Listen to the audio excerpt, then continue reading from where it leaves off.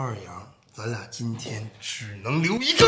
哎呦，校长您别急眼，我堂堂一校之长，你说卡我一下就卡我一下，求你也不行，吼你也不行，天天看你脸说话，你是不是惯的？校长您消消气儿。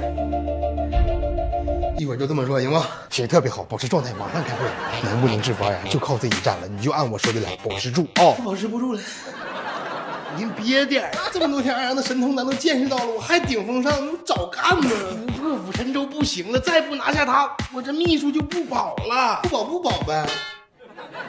卖了，不是卖队友，你不就是职位不合规吗？我给你换一个就行，但再惹二阳一次，我这校长都怕不保了。也是，你要倒了，我也起不来了。是你会议取消，先跑吧。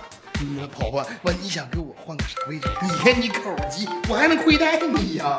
嗨，领导，你们要跑啊？你搁哪呢，领导？我没在你旁边，我打电话就是想问问你手。